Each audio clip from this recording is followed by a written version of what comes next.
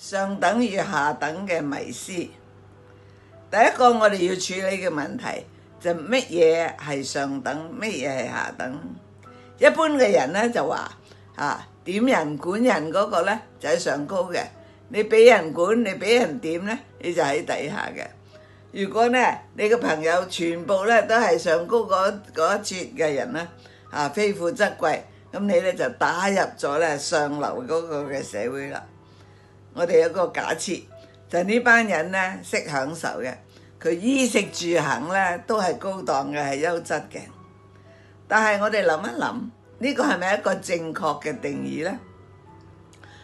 當我哋話人上人嘅時候咧，我就諗起我哋中國人嘅一句説話：吃得苦中苦，方為人上人。即係話咧你呢個人佢係上高係一位咧，係底下咧，就在乎你裏邊嘅一啲嘅特質。我再用另外一個嘅比喻讓你思考你嘅定義係咪準確？我哋一般人以為50幾蚊一個午餐就係勞苦大眾嘅食嘅，400-500蚊一個嘅午餐就係咧高檔嘅食品，係咧嗰啲嘅上流社會嘅人食嘅。咁究竟係咪應該用嗰個嘅價錢嚟到定係咩嘅級數呢？我哋發現米芝蓮有星嘅嗰啲嘅食肆，淨係在乎好食，就唔在乎咧佢嗰個價錢嘅。米芝蓮有星嘅，有雲吞麵檔，有燒鵝嘅餐廳。第二個嘅定義，貴嘅食品係咪就係好呢？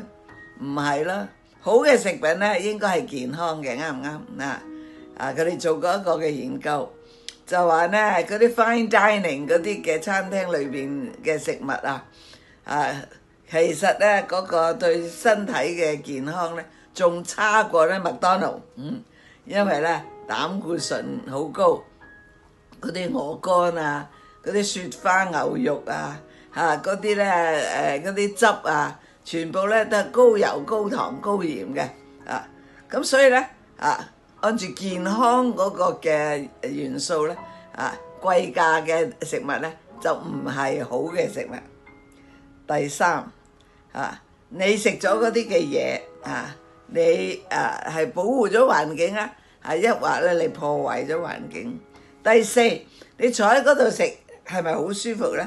你咪硬邦邦咁樣坐喺嗰度咧，要坐2個鐘頭最少，係咪先食到咧嗰6道菜嘅咁？一話咧，你喺嗰個餐廳嘅裏邊自由釋放，好舒服咧。弟兄姊妹，如果我哋用職業或者背景嚟到定一個人嘅高低，我哋咧就與基督教嘅價值觀背道而馳。喺世界唔同嘅文化嘅裏邊，最清楚有唔同等級嘅就係印度佢哋嗰啲嘅種姓嘅嗰個嘅體系。印度係極其破壞人嘅尊嚴，違反人被造嘅嗰個嘅特性。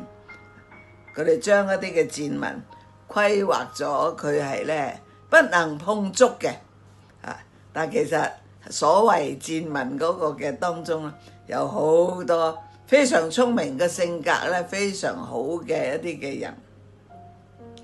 如果我哋用世界嘅價值觀去衡量咩係高貴，咁我哋就唔明白耶穌基督嘅嗰個嘅教導。